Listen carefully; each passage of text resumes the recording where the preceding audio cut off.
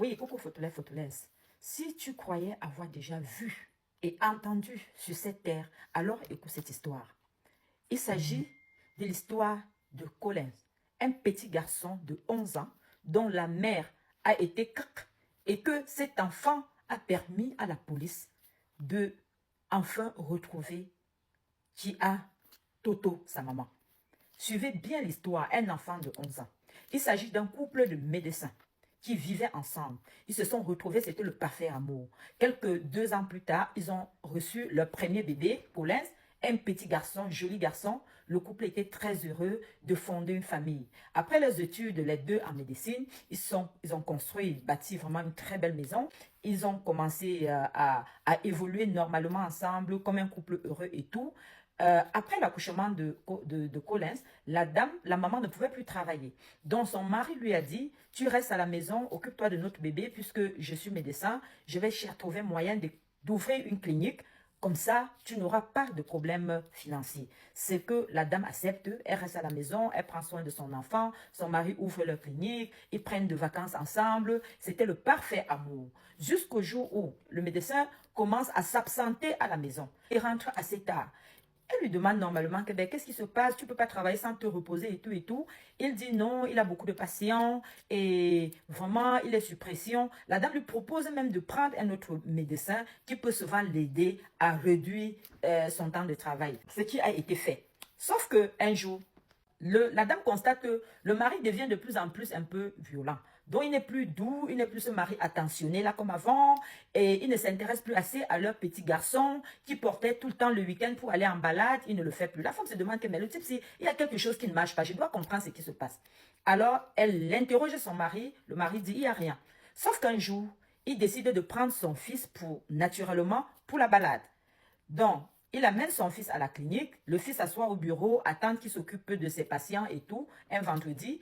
Après le boulot, il dit à son fils, voilà, allons nous arrêter un peu dans un studio de bronzage. Dès qu'ils arrivent devant le studio de bronzage, à peine sorti de la voiture, le petit garçon voit une jolie nana comme ça, là, avec des cheveux bouclés au nom de Chérie.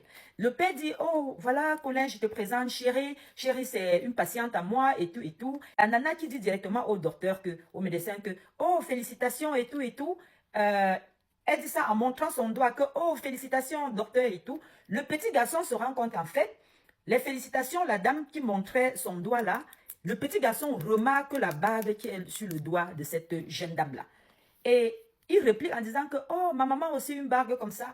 En fait, la maman du petit garçon a une bague en diamant et or qu'il avait été offerte par son mari. Et la fille, la petite nana, avait la même bague ce même jour-là. D'où le docteur dit directement à la femme que, oh, voilà, je te présente mon fils et tout et tout. Et ils entrent dans le studio de bronzage. Sauf que, pendant qu'ils se disaient que le garçon était distrait, il les a surpris en train de s'embrasser. Et quand le garçon se rend compte que le papa, son père, est en train d'embrasser la fille, il sursaute. Et le père dit que non, non, non, il n'y a rien, il n'y a rien. Tu sais, c'est les jeux d'adultes et tout, et tout, et tout. Le garçon reste tranquille. Ils font ce qu'ils ont à faire, ils continuent à la maison. Sur la route de la maison, il demande à son fils que, bon, tu sais, ce qui s'est passé là, ça reste entre nous, c'est les jeux d'adultes, tu n'en parles pas à ta maman. Le petit garçon, Collins, a dit, voilà, je ne dis rien à maman et tout et tout. Sauf que, arrive à la maison, sa maman qui dit, oh mon chéri, comment c'était votre balade et tout. Le petit garçon dit, il n'y a pas de problème, maman, tout s'est bien passé, et patati patata.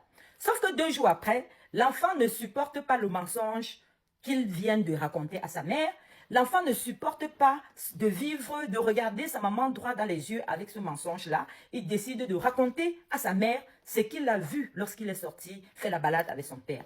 Ce jour-là, il décide de dire à sa maman que voilà, on est sorti avec papa. Moi, je crois que papa a une maîtresse, a une autre femme. Maman demande, mais comment ça, tu crois que papa a une autre femme? Comment tu peux dire ça? Le garçon dit que, mais parce que j'ai vu papa embrasser une femme sur sa bouche. Et selon moi, lorsque 2 adultes s'embrassent sur la bouche, c'est que ils sont amoureux. C'est 2 amoureux.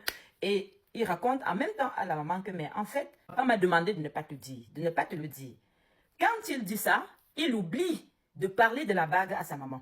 Il oublie de parler de la bague. Vous savez, ce n'est qu'un enfant de 11 ans. Il parle de bisous, de la femme d'une fille qui était très belle et plus jeune que son père, mais il oublie la partie de la bague. Et il explique à sa mère que la femme, elle était enceinte, qu'elle avait un gros ventre comme si elle était enceinte.